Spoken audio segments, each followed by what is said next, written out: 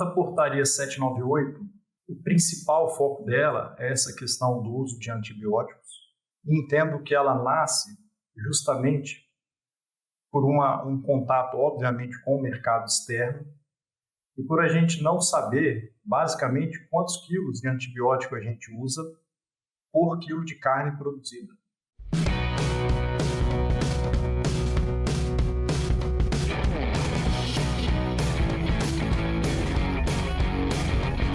Olá, sejam todos muito bem-vindos para mais uma edição do nosso Suinocast. Meu nome é Guilherme Brandt, sou o host do programa e hoje nós temos como convidado o Gabriel Rocha. Gabriel, que é zootecnista, com formação, mestrado e doutorado na Universidade de Viçosa, com sanduíche em Illinois. E hoje nós vamos falar um tema bastante importante a respeito da portaria 798. Gabriel, esse nosso programa, eu sempre falo que é um programa democrático, um programa leve e com uma abordagem bastante ampla. E os nossos ouvintes, a gente espera que os nossos ouvintes sejam os produtores, os veterinários, os profissionais da área, veterinários, agrônomos, zootecnistas, biólogos, técnicos em agropecuária, enfim, quem está ligado à nossa produção. Toda a academia, né? Os professores, os alunos. Eu sempre falo também dos futuros alunos, quem está indeciso aí em que rumo tomar, os futuros produtores, né, os filhos dos produtores, e falo bastante dos consumidores e chamo a atenção para os não consumidores. Aquilo que a gente pode orientar é quem eventualmente nos escuta e não é da área, e aquilo que a gente pode dar de segurança. Então, Gabriel, eu fiz uma rápida introdução aqui, e eu sei que tu já trabalhou na iniciativa privada, já teve, eu falo do pé sujo de granja, mas a gente não pode mais falar que o pé é sujo, né? Já teve o pé dentro de granja, né? Eu gostaria que tu se apresentasse da onde que surgiu essa veia aí para trabalhar no agro, especialmente numa área tão nobre como a suinocultura e hoje a academia. Certo. Bom, Guilherme, eu já agradeço o convite feito e para mim é uma honra estar aqui debatendo um pouco sobre a suinocultura. Então, brevemente, como você me apresentou, né, meu nome é Gabriel Rocha, minha formação é zootecnia com mestrado e doutorado na área de nutrição de não ruminantes, especialização em suinocultura, né? E também tive uma experiência trabalhando como gerente de granja, onde pude aprender boas coisas sobre a parte de produção animal, né, a parte de manejo. Em seguida, estive um tempo na Altec, fazendo a parte regional do Paraná e do Mato Grosso do Sul. Depois, algum tempo como consultor independente e, finalmente, consegui uma posição aqui na Universidade Federal de Viçosa. Então, esse seria o resumo, assim, breve, né, do que eu tenho trabalhado. Quanto à escolha, né, eu sou filho de agrônomo, então meu pai sempre teve contato muito com essa parte, a minha irmã é zootecnista, e daí veio essa ideia de entrar para a zootecnia e, posteriormente, vi alguns professores aqui que me inspiraram para a área de suinocultura. Foi a inspiração final veio da academia. Há 35 anos desenvolvendo soluções e produtos voltados para a nutrição e saúde animal, pautados pela inovação e pela busca incessante de resultados zootécnicos que impulsionam a rentabilidade de nossos clientes. Polinutri, juntos vamos mais longe. Que legal. Dois recados importantes aqui, né, Gabriel? O que eu fiz a chamada no começo aqui e um exemplo prático aqui do que vem de berço, né, da família, o exemplo da família e aquilo que a gente pode passar de bom, né, dentro da nossa área, e a gente tem muita coisa boa para falar efetivamente. Antes de a gente entrar no nosso assunto, portaria 798, e como tu está em Viçosa, eu gostaria de chamar a atenção para o grande acontecido aí da nutrição, né, que é o lançamento aí das tabelas brasileiras. Realmente um fato histórico, né, que é a manutenção desse trabalho, que é fantástico, né, e Viçosa como um berço aí de grandes profissionais da nutrição, então é uma chamada especial aí, e talvez a gente possa falar um pouco disso também durante aqui o nosso programa, né? Então vamos lá, e que bom, né, uma pergunta aqui para ti, Gabriel, que bom que tu teve essa participação como gerente de granja, e eu já te pergunto, nessa tua granja, ou nessas tuas granjas que tu gerenciava, tu tinhas a fábrica de ração ou tu era cliente do mercado? Sim, na granja a gente tinha uma fábrica de ração, em que era uma granja relativamente pequena, né, com 500 matrizes. Então a gente tinha a fábrica de ração própria e comprávamos ali concentrado ou premix mineral também para fazer as diversas dietas, né? Vamos dizer, o produto final da granja eram suínos na fase de creche, era uma produtora para outros que fizessem o alojamento e a terminação. Tá legal. Bom, então eu pensei em a gente comentar aqui, que bom que tu tem essa experiência e os nossos ouvintes aqui que efetivamente trabalham com a nutrição, né? Que eles podem ser quem tem a fábrica na sua granja e que compra os ingredientes, os insumos, e também quem tem fábrica, hoje 90%, segundo o último estudo aí da ABCS, né, 90% aproximadamente da produção brasileira está no sistema integrado ou de cooperativas e 10% na produção independente. Então a gente pode aqui ter uma discussão bastante grande em relação a quem produz para o seu sistema ou quem produz no modelo independente para a sua granja ou para as suas granjas, né?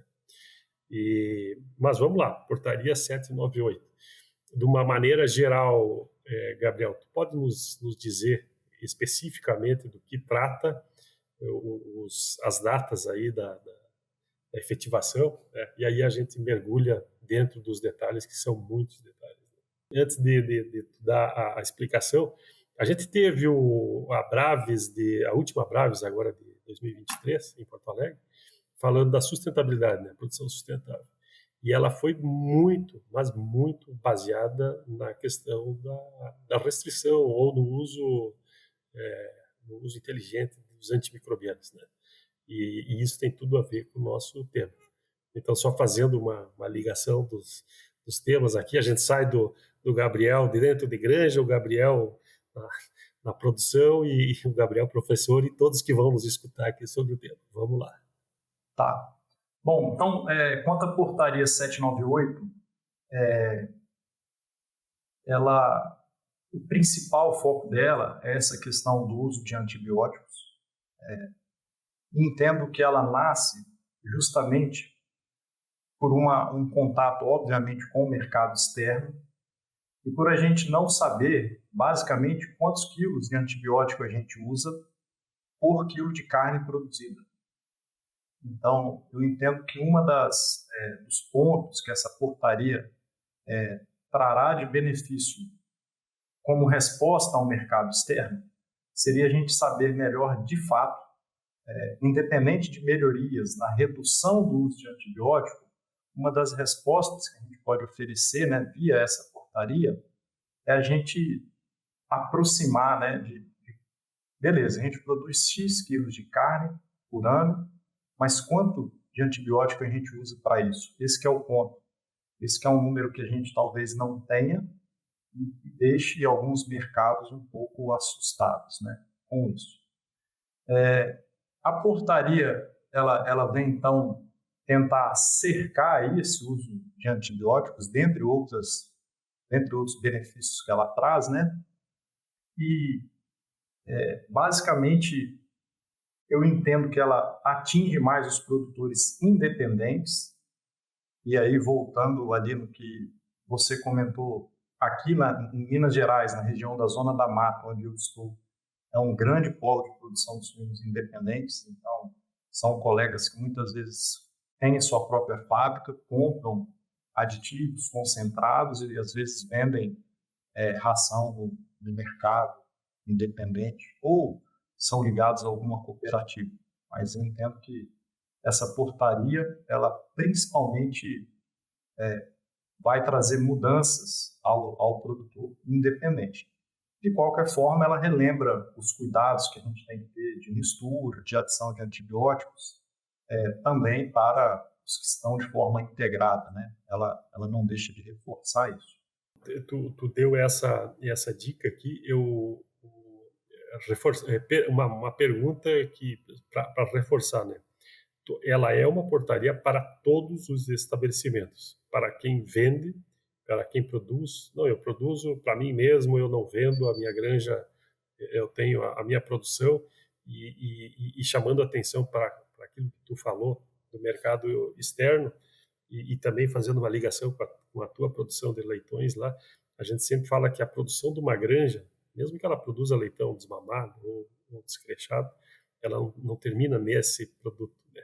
A produção dessa granja ela vai terminar no prato do consumidor. Então, independente do lugar em que ela esteja sendo feita, o que vale é o final. Isso. Então, a pergunta é essa. Ela é, se eu tenho a minha granja e só faço o meu produto, ou se eu tenho a minha granja, a minha fábrica de ração, e tenho granjas que eu produzo só para mim e tenho uma terminação, uma creche fora desse raio de produção, ou eu tenho várias terminações, ou eu vendo, como que tu explicou. A regra é clara, como diz o Arnaldo, e ela é para todos. Isso. Inclusive, fazer uma contextualização um pouco melhor, Guilherme. Até então, teoricamente, antes dessa portaria 798, teoricamente, os cuidados, né, do mapa, com a fiscalização, mesmo os nossos cuidados com produção, eram mais voltados àqueles que comercializavam ração. Então, de forma geral, essas eram as fábricas mais atingidas, né, pelas instruções normativas vigentes até então. Porém, conforme conversa, inclusive, com o fiscal aí do lado sul do país, se você pegar a instrução normativa de 2007, 2006, esses cuidados já são devidos há muitos anos. Porém, de alguma forma, né, a gente tinha os olhos mais voltados para as fábricas que comercializavam ração, enquanto aqueles que produziam para uso próprio, ou seja, eu faço ração e eu mesmo consumo ela na minha granja, a gente não acabava que ficava meio que, vamos dizer, despercebido. E talvez seja daí, né, que a gente não tinha aquele número de, por exemplo, uso de antibiótico por quilo de carne produzida. Então, a portaria 798, ela vem a abranger também, de forma bem clara, esses produtores, inclusive classificando eles, né?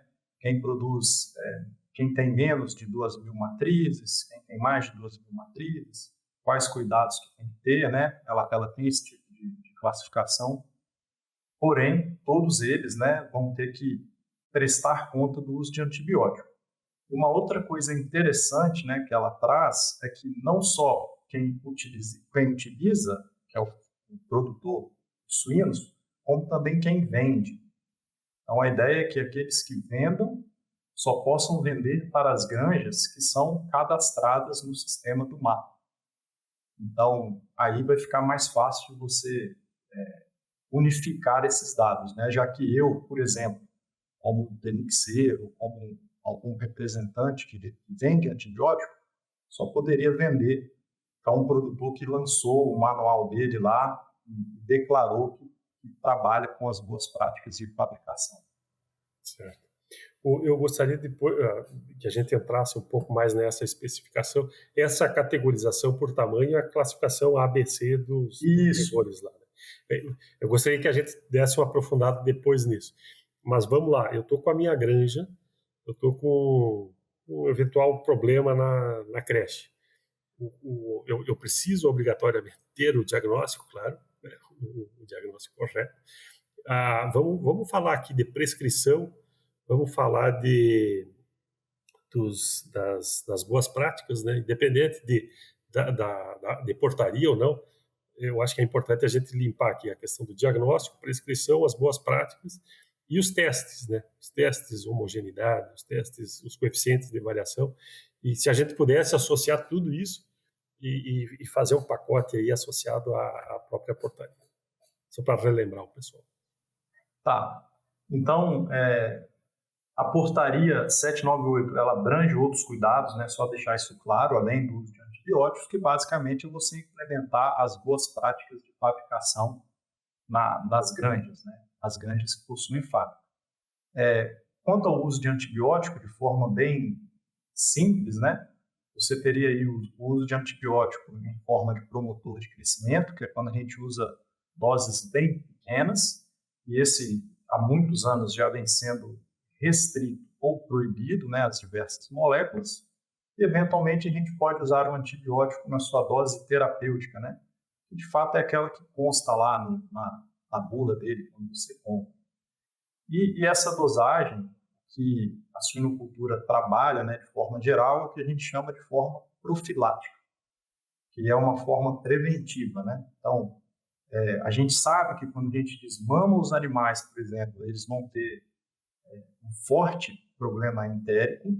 Então, com a devida prescrição do médico veterinário, você trabalha ali com uma dosagem, né, de antibiótico para ir respeitando os dias, né, para prevenir esse problema. Então, basicamente, é essa forma que a gente utiliza. E aí, o ponto é que para que a gente tenha esses antibióticos dentro da granja, lá na nossa fábrica, seja um concentrado que já venha com antibiótico, ou seja, você adquirir esse antibiótico propriamente, você precisa ter alguns cuidados de recebimento de matéria-prima, armazenamento das matérias-primas, cuidados na fabricação de ração propriamente dito, que é cuidados de mistura, cuidado no momento de expedição, limpeza de linha. Então, basicamente, é isso que trata a portaria. Bom, a gente recebeu o produto, a qualidade liberou, né, e estamos usando.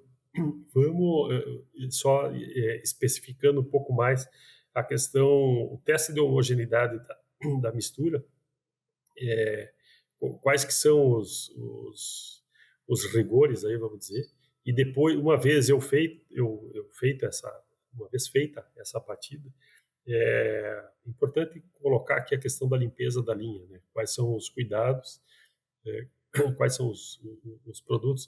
Eu estou pensando aqui em quem está nos escutando e nem imagina isso, né, Gabriel? Porque quem é da área aqui, vamos repetir isso. Mas eu estou pensando naquele nosso não consumidor. Não sabia que era isso aí, com todo esse rigor aí, né? Vamos dar uma limpada aqui. Tá. Bom, então, dentre esses cuidados que a gente tem que ter, então, um deles está no processo de mistura, em que, a partir de agora, a gente tem que fazer um teste de homogeneidade dessa mistura. Esse teste tem que ser menor que 10%, ou seja, o coeficiente de variação tem que ser menor que 10%. De forma bem simples, né, como que a gente faria isso? Independente de ser um misturador vertical ou horizontal, né, nós vamos colocar a nossa fórmula lá para girar, e depois, por exemplo, quando ela estiver expedindo essa ração do misturador para um ciropulmão, ou do misturador para algum local, a gente vai coletar lá, por exemplo, 10 amostras no tempo, e vamos mandar isso para um laboratório analisar alguma molécula que a gente escolheu, ou algum marcador externo, né? E aí, baseado nisso, a gente vai ter ideia se esse misturador, de fato, é capaz de fazer uma mistura de qualidade. E a gente, para saber isso, a gente se baseia nesse coeficiente de variação. Quanto à limpeza de linha, isso é interessante a gente falar, qual que é a ideia? É você trabalhar com a sensibilidade de algumas fases, né? Então, se após eu fazer uma ração para a fase de creche, que tem lá uma molécula, eu quero fazer uma ração de abate, a última ração que a gente tem lá na terminação, grande chance que ela tem uma carência, essa molécula de antibiótico que eu usei na fase de cresce. Então, para fazer essa ração de abate, eu tenho que fazer uma limpeza de linha, que seria, por exemplo, eu adicionar lá 25% de fubá ou de calcário no meu misturador e limpando e passando ele pela linha até o final dela, e eventualmente eu repito esse processo se for preciso. Porém, o que a gente tenta estabelecer nas granjas que a gente trabalha é que você consiga limpar essa linha com outras dietas de animais que não são sensíveis àquela molécula, para que você não tenha que investir esse tempo aí de fazer essa limpeza de linha. Então, por exemplo, se eu fiz lá a minha pré-1 com amoxicilina nela, só um exemplo, tá? E depois eu sei que os animais na fase pré-2, eles não têm problema de sensibilidade ou carência dessa molécula. Então, em seguida eu faço a pré-2, faço a inicial. A minha própria ordem de produção, ela vai limpar a minha linha, fazendo com que eu não precise parar a fábrica para fazer essa limpeza de linha. Então, de forma geral, você vai estabelecer uma forma da fábrica trabalhar para que ela mesma faça essa limpeza de linha com dietas, né, que os animais não são sensíveis àquela molécula ou que não existe carência a ela. E aí tem as diferentes exigências e prazos, né, nessa questão do coeficiente, na questão da limpeza e da própria validação. Nessa categorização que tu fala de granjas ou produtores menores e maiores ou integradoras. Então, basicamente, os produtores os que vamos chamar de pequenos produtores, né? Aqueles que têm menos que 2.000 matrizes, a obrigação deles era, até contextualizando, né? A portaria foi lançada em maio ou abril de 2023, então eles tinham até novembro para submeter esse manual de boas práticas, que era uma das obrigações, e apresentar ali um teste de mistura. Então, basicamente era isso a obrigação desses produtores menores. Então, submeter esse manual até novembro e ali também apresentar um teste de mistura e agora, anualmente, né, você prestar esse tipo de conta, você refazer esse teste mostrando que você é capaz de fazer essa mistura. Se a gente for para o outro extremo, que seriam os grandes produtores de suíno, e aí, se eu não me engano, acima de 5.000 matrizes, desculpe, eu não lembrar de cabeça, eles praticamente têm todas as obrigações de uma fábrica de ração. Apresentar teste de limpeza de linha, apresentar o teste de mistura, um manual de boas práticas muito bem completo, com todos os POPs e etc. Basicamente é essa a diferença aí, né? Esse grande produtor, então ele entra na mesma categoria de uma integradora, por exemplo, que tem uma fábrica que eventualmente tenha suínos, aves, claro, cada uma na sua linha, né? Mas entra nessa mesma exatamente categoria. Esse o ponto, né? Esse produtor maior, ele praticamente ele entra numa categoria de uma fábrica que comercializa a ração de forma geral, ele não tem nenhuma exceção, vamos falar assim. Certo. Uma curiosidade aqui, Gabriel, que eu fiquei interessado aí no Gabriel lá da gerência da granja. Faz muito tempo isso, Gabriel, só para a gente fazer uma linha do tempo aqui e dizer como que era na tua época lá, as garantias que a gente tem hoje, né? O que a gente tem evoluído nesse tempo. Fazendo um parênteses aqui também, eu já tive uma granjinha de 200 matrizes e uma fabriquinha de ração e as coisas não são comparáveis mais em praticamente muita coisa. Né? Sim, essa época que eu trabalhei foi lá em 2008, 2009, né? 2007, 2008, 2009, e não entendo que de lá para cá tiveram grandes mudanças nos cuidados da fabricação de ração. Não só quanto ao uso de antibióticos, mas especialmente quanto aos cuidados no processamento. Da gente, mesmo em produtores menores, a gente entender a importância de cuidar da umidade do milho, de uma própria troca de martelos e troca de peneira durante a moagem, porque isso fatalmente vai afetar a sua capacidade de mistura, né? A limpeza da fábrica, de forma geral, e obviamente das granjas, né? Que isso não deixa de ser biosseguridade. Então, eu acho que esses fatores de boas práticas de fabricação mesmo, cuidados do seu processo, eles melhoraram muito, né? Eu acho que foi um grande avanço que a gente teve. E se a gente, fazendo uma comparação, não, fazendo a realidade, né? Se eu faço uma boa troca de martelo, se eu estou pensando no coeficiente de variação para uma portaria, para o uso de produto, ou se eu não estou usando o produto, mas para garantir a minha qualidade da ração, uma troca de martelo, uma moagem, um coeficiente de variação diferente, e eu não vou nem dizer indiretamente, diretamente o resultado tende a melhorar, porque eu estou fazendo efetivamente aquilo que está mais próximo do que o nutricionista desenhou como formulação mesmo. Então são os ganhos daquilo que a gente espera e que a gente sabe que às vezes a realidade do volume de produção, uma troca de martelo aí, ou as manutenções dentro das fábricas, elas podem ser comprometidas, né? Então, Sim, tem os ganhos. Isso é bem interessante. Até aqui, quando a gente faz algum curso, né, ou a própria disciplina, eu costumo comentar que as boas práticas elas não são importantes só para quem comercializa a ração, mas para quem tem a própria fábrica. E aí poderia ser produtor de leite, de gado de corte, e o suinocultor, obviamente. Se a gente partir daquele conceito, né, que alguns colegas falam, que a gente tem 3 formas, né? A que a gente formula no computador, a que a fábrica produz e a que o suíno come.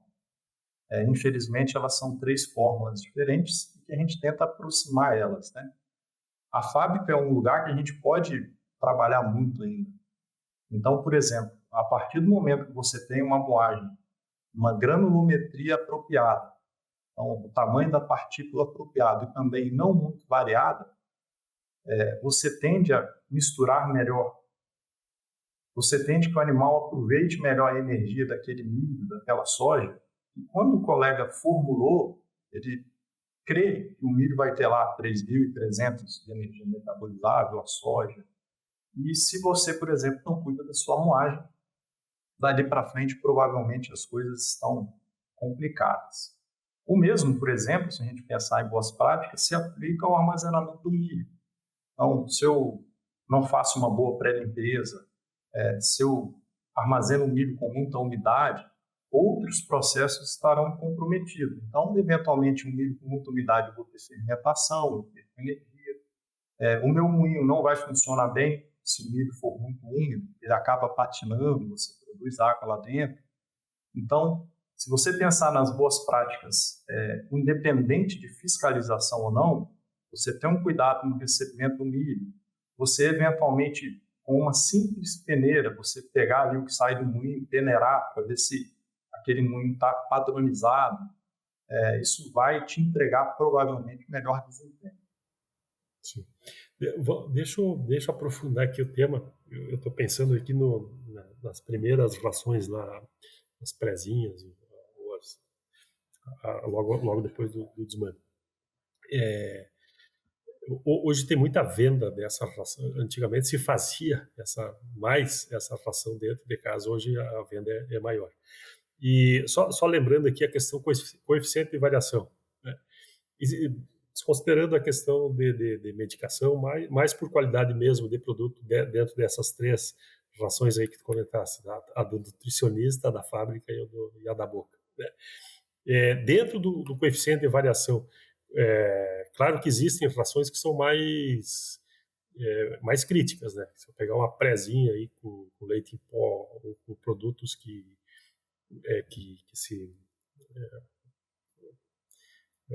empastam aí,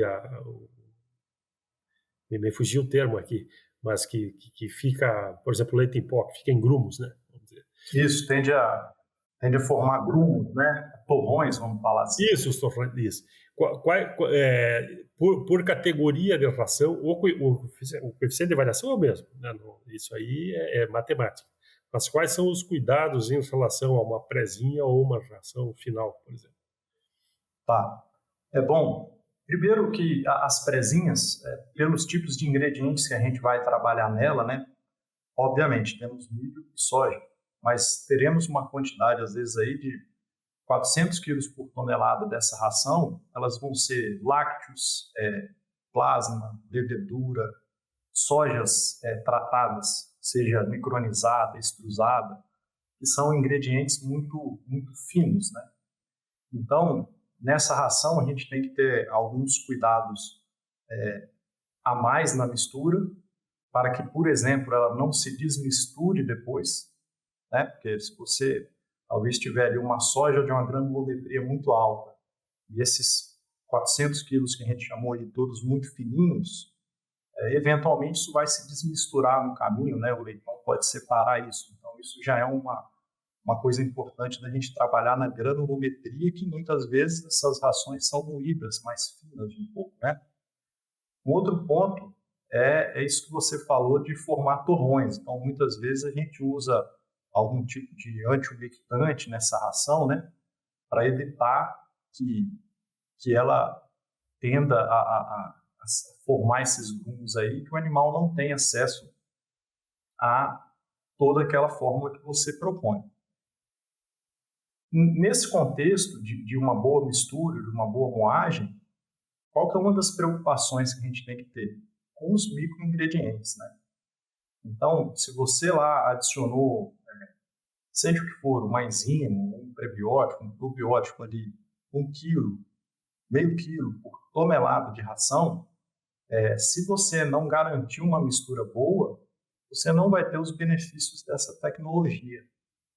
Então, talvez até antes da gente pensar no uso dessas tecnologias, a gente tem que ter esses cuidados das boas práticas, como a gente falou aqui, de receber matéria de qualidade, moer direito, misturar direito, para que posteriormente, né, você possa confiar que essas tecnologias funcionem como a gente espera.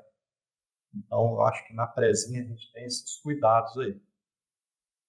Além de tudo, eventualmente, algum nível de óleo, né, ele beneficia um pouco a mistura, não pode ser muito, né, senão a gente forma tipo um angu lá no misturador, mas algum ingrediente líquido, muitas vezes eles vêm a beneficiar esse processo de mistura. Sim. Legal, acho que é importante chamar essa atenção.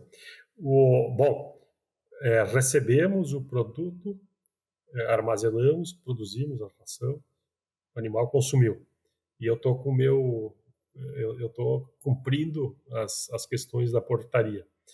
O que eu preciso documentar, independente dos testes de mistura, ou independente, quer dizer, eu fazendo tudo certo, como que eu documento, quais são as necessidades burocráticas aí em relação à portaria, Gabriel? Não sei se eu te pego aqui de calça curta, mas se a gente puder pontuar aqui os documentos. Não, né? Isso é bem interessante. Resumidamente, até, né, como você disse, Guilherme, você tem diversas pessoas nos ouvindo, né? Então, o Manual de Boas Práticas nada mais Manual de Boas Práticas de Fabricação, de que um documento em que você explica como a sua fábrica funciona e os cuidados que ela tem. Ou seja, se um dia uma pessoa for na sua fábrica, ao ler o manual, ele consegue fazer com que ela funcione. E, além disso, entende-se que alguns cuidados você tem que pormenorizar. Então, certas coisas você precisa explicar melhor como você faz. É aí que entram os procedimentos operacionais padrão, são os POPs. Por que eu estou falando tudo isso quanto à documentação? Porque dentro desses POPs, todos eles são importantes, todos esses procedimentos são importantes. Mas o POP 1, o 5 e o 9 são aqueles que mais nos ajudarão a cumprir esses cuidados da portaria 798. Porque o 1 tem a ver com o recebimento de ingredientes, então o controle das matérias-primas que entram na sua fábrica. O 5 é a contaminação cruzada. Então é onde você vai cuidar, por exemplo, que só tenha o antibiótico, só tenha medicamento, a ração que ele deve estar. Então ali você vai ter os cuidados da contaminação cruzada. Onde que você vai armazenar esse antibiótico? Com cada ingrediente seu tem sua própria concha, os premix, né, para você não misturar as coisas. Então, são os cuidados, lavar a mão, etc. Tudo isso está ligado à contaminação cruzada, que é o POP 5. E, finalmente, a gente chega no POP 9, que é a rastreabilidade. Ou seja, se um dia tiver algum problema lá, ao identificar no frigorífico, ou até mesmo dentro da minha granja, né, um problema de desempenho, se eu sou capaz de voltar na minha produção e identificar ali que eu tenho algum problema na minha fabricação de ração, seja erro de pesagem de ingrediente, seja um ingrediente que não se ficou, mesmo erro simples. Mas, então, esses 3 POPs são os que vão nos dar essas documentações que a gente precisa manter. Então, por exemplo, no que tange a rastreabilidade, que é o POP 9, que a gente falou, é a gente guardar ali amostras das rações produzidas, especialmente essa de abate. Eu não sei como se chama isso em outros estados, mas a terminação 2, né? A última ração. Final, eventualmente, né? Final. Isso. Que eventualmente você possa ali comprovar que ela não tem antibiótico.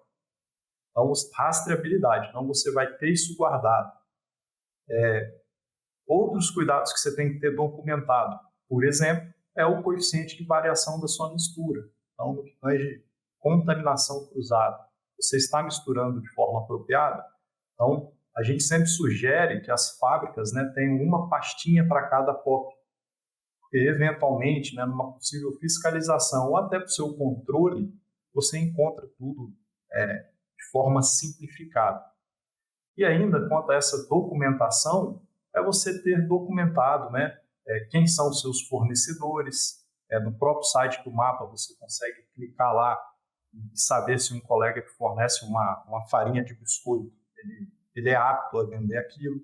E você ter os treinamentos que você faz com a sua equipe, você ter tudo isso documentado. Então, basicamente, de forma bem simplória, né, é você ter a documentação dos POPs, mas especialmente o 1, o 5 e o 9 são os que mais fazem com que a gente trabalhe próximo do que a portaria 798 sugere.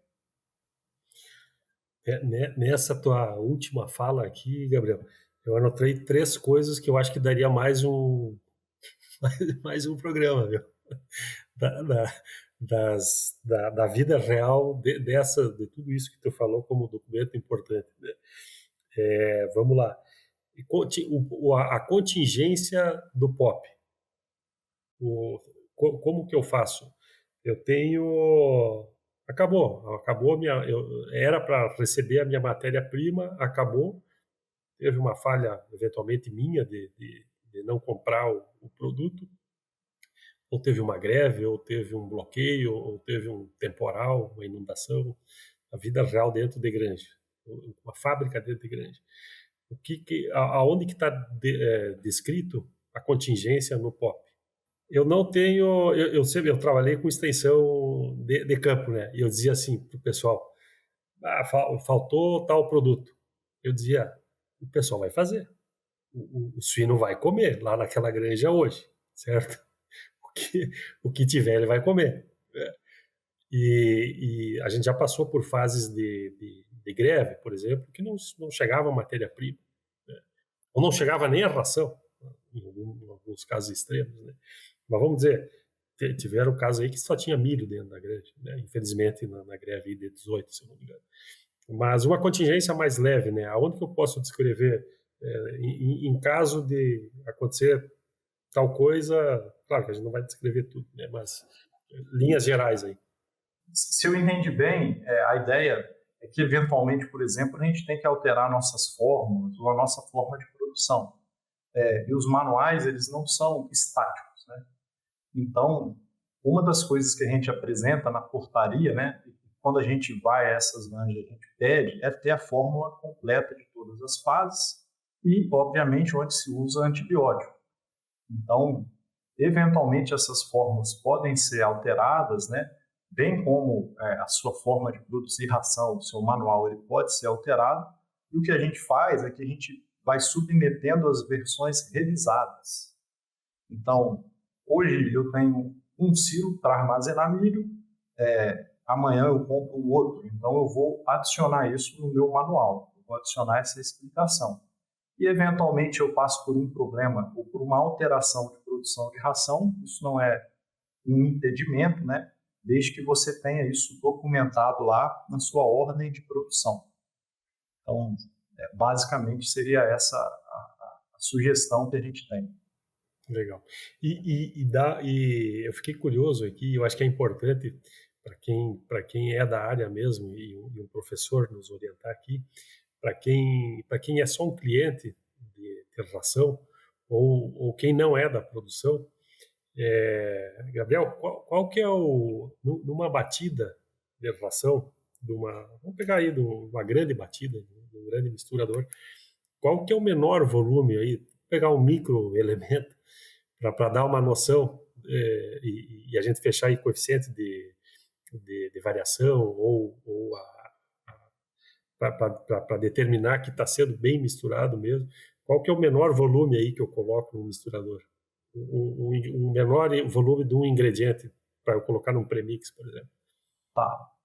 Quanto à qualidade de mistura, a gente pode trabalhar de duas formas, né? Um é você adicionar o indicador externo, e um bom exemplo é o microtracer, que eu acho que é bem fácil de se trabalhar, e o outro é você já usar algo que a sua ração possua. Então, pode ser um aminoácido, pode ser um micromineral.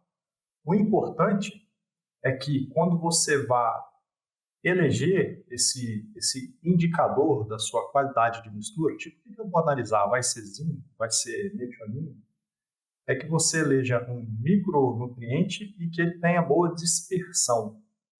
Isso é bem importante. Então, um cuidado que a gente tem que ter é que ele seja incluído em pequenas doses, né? São microelementos, e que ele seja de fácil dispersão ao longo da ração, é algo que ele tem que ser. E, obviamente, o outro cuidado que a gente tem que ter é que ele seja de fácil análise laboratorial. Não só de preço, né, porque vai custar ali você fazer essas análises, mas também de robustez da análise. Porque se você, às vezes, escolhe um microelemento que é de difícil análise laboratorial, você pode ter erro lá na análise, uma variação muito grande e você inferir que sua mistura não é boa. Mas, às vezes, não é um problema da sua mistura, é porque é uma análise difícil que você escolheu, né, para fazer em laboratório. Então, essa basicamente é a ideia no que tange qualidade de mistura. Se foi essa a sua pergunta, Guilherme. Sim, né? É exatamente isso. Alga Prime DHA da Corbion, o ômega 3 DHA, a base de algas para a nutrição de suínos em todas as fases de crescimento. Adicioná-lo às rações está mais fácil do que nunca. Acesse direto a fonte original de ômega 3 DHA e aproveite todos os benefícios. É melhor para o planeta, com impacto zero nos oceanos e baixa pegada de carbono. E é fácil de usar. A biomassa de algas altamente concentrada é adequado para múltiplas aplicações. Saiba mais em corbion.com. Eu acho que aqui é legal porque é um mundo muito interessante e é o resultado mais do que o resultado da produção, é a qualidade do resultado da produção, né? É garantir que aquilo que o animal esteja comendo efetivamente vai produzir um produto de qualidade para o consumidor. E a gente tem essa garantia.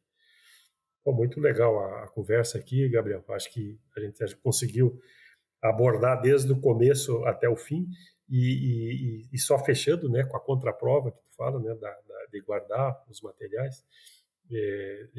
Muitas vezes os produtores, tem que guardar quantos saquinhos aqui da ração. É importante, né, porque essa é a garantia efetiva. E é o que vai, no caso de uma suspeita, é o que ficou na granja, né? O animal já foi. Te agradeço demais aí, Gabriel. E tem uma pergunta para ti. Qual que é o Gabriel fora da universidade e fora da produção? Como que tu usa o teu tempo para... Vamos falar aqui de dispersão, mas da dispersão própria aí, e algum hobby, algum esporte, alguma atividade fora do trabalho que tu possa nos sugerir? Sim. Eu costumo dizer que a gente tem que ter 3 descansos. Um no dia, um na semana e um no ano, né? Então, a gente tem que separar aí pelo menos uma vez por dia, uma vez por semana, uma vez por ano para descansar. Então, além de sou casado, tenho 2 filhas, né? Então, além de esquecer de tudo quando eu estou em casa, eu gosto muito de esporte. Então, eu diariamente, rigorosamente, faço algum tipo de atividade física, seja ir à academia, natação. Eu gosto muito de fazer lutas, né? Faço lutas, jogo futebol. Então, eu tenho aí 50 minutos, 1 hora por dia dedicada a fazer algo que não me faz pensar em nada, senão naquele momento ali. Eu tô pensando aqui em já fazer um time dos entrevistados, viu, Gabriel? Que já vai, acho que já tá dando um time, viu? Opa, se for pro futebol, eu tô bem treinado. Quarta e domingo eu tô invariavelmente jogando o que a gente chama aqui de pelada, né? Joga uma pelada ali. Muito bom. Muito bem, te agradeço, Gabriel. Acho que a gente conseguiu abordar e é importantíssimo, eu acho que isso para quem nos escuta, né? Quem é da área, para dar uma reforçada, e quem não é, eu tenho certeza que veio muita novidade, né? Que a gente prepara a nossa ração profissionalmente, né? Desenha profissionalmente e prepara com muito profissionalismo também para garantir isso. E deixo aberto aqui para ti para uma palavra final. Certo, Guilherme. Então, só fazer umas correções aí do que a gente conversou, um lembrete, né? O primeiro, que a portaria 798 não é só para suínos, né? Ela também abrange aves e outros que utilizem medicamentos ou algo que dependa de prescrição. E lembrar que poderia ser, por exemplo, algum tipo de vermífugo ou inseticida, qualquer coisa que se adicionar na ração e que o rótulo dele indique que é medicamentoso. A portaria 798 trata disso e isso se estende para a agricultura, para outras áreas, né? Um lembrete. E aí eu lembrei aqui dos grupos A, B e C, que eu acabei falando errado, né? Então, o grupo A, que é o mais simples, é de até 2.000 matrizes.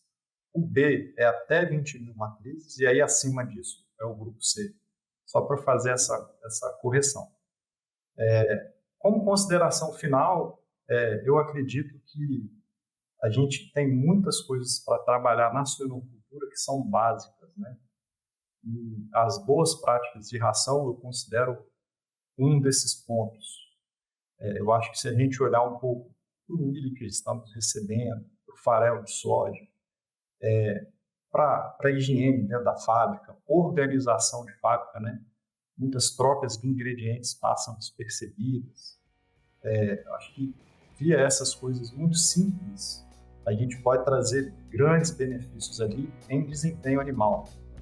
Benefício do próprio dono dessas matrizes, né, do dono do suíno. Então, basicamente, esse lembrete aí de a gente ter mais tempo para focar nessas questões básicas aí. Muito bom, bem lembrado. Obrigado, então, Gabriel. Nos vemos por aí. Obrigado a todos que nos acompanharam e nos vemos aí no mundo da suinocultura. Um grande abraço. Obrigado, Guilherme. Um abraço a todos que nos escutam e agradeço mais uma vez a oportunidade.